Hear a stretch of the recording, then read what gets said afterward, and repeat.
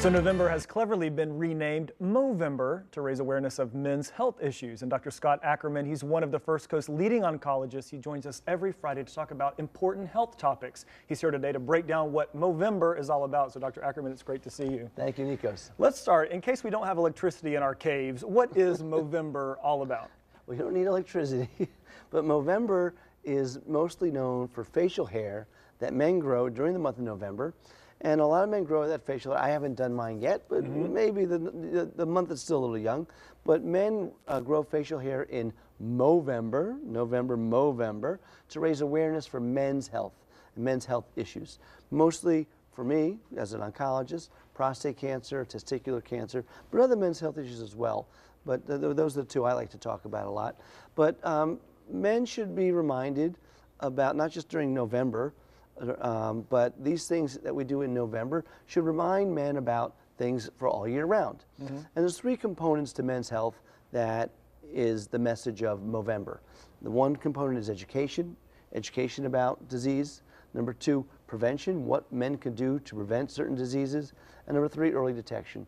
Early detection specifically for cancer, but also for other diabetes and heart disease, those sort of things as well. So education, prevention, early detection are the three cornerstones of the month of November, which we renamed Movember. I got it. So now there are three key things, or a few key things, that you say that men should really be monitoring all year long. Tell us what those are. Well, there's certain health numbers that we as men should know about all the time. And so in November, we want to remind men to know about these numbers, but we really want to maintain knowledge of these metrics about ourselves all year long. And watching these things can help us lower our risk for heart disease, lower our risk for stroke, lower risk for diabetes and cancer. The first is BMI. It's on the screen, body mass index. It's easy to calculate that. Well, it's actually hard to calculate that. It's easy to find the calculation. If you go, you can just Google BMI, and there's usually online a very easy calculator for it. All you do is plug in your height and your weight, and you get your BMI. Remember, you want to keep your BMI ideally between 20 and 25. That's normal. Below 20 is underweight, above between 25 and 30 is overweight, and above 30 is obese. Okay. Sadly, most Americans are well over 25. Also, we want to know our waistline. The size of our waistline is important. Number three is our blood pressure. Blood pressure is directly related to heart disease and to incidence of strokes. Number four rather, is cholesterol.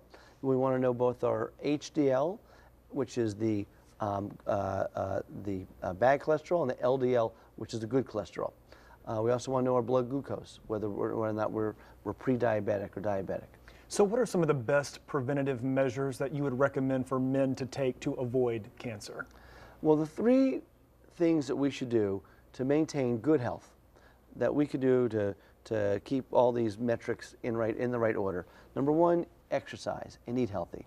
That'll help you maintain a low body mass index, help you maintain a good waistline. Men with large waistlines, high body mass indexes have higher incidence of prostate cancer and colon cancer, those things. Alcohol is number two. Drink alcohol.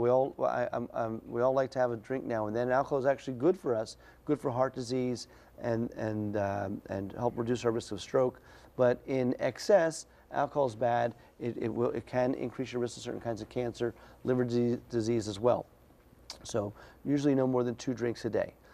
Tobacco is the next thing. Tobacco has been implicated with higher incidence of cancer of the lung, of the throat, of the pancreas, of the bladder. And finally, sleep. We talked about this on the show before with Casey.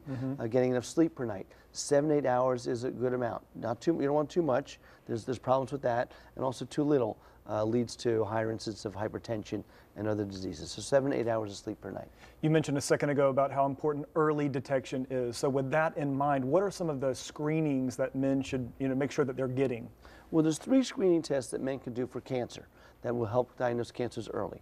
Number one is testicular cancer. It's self-examination. Just like women do breast self-examination, men should be doing testicular self-examination, especially men between the ages of 20 and 40. That's where we see a peak in the incidence of testicular cancer. Prostate cancer, once you reach the age of 50, unless you're at high risk, then the age of 40, but for a normal risk, a man of prostate cancer, he should have a yearly prostate-specific antigen blood test done and a digital rectal examination done every year starting at age 50. And finally, colorectal cancer. We can screen, prevent, and diagnose early colorectal cancer by doing a colonoscopy. My recommendation is starting at age 50, and I'm assuming that's normal, having it every 10 years after that.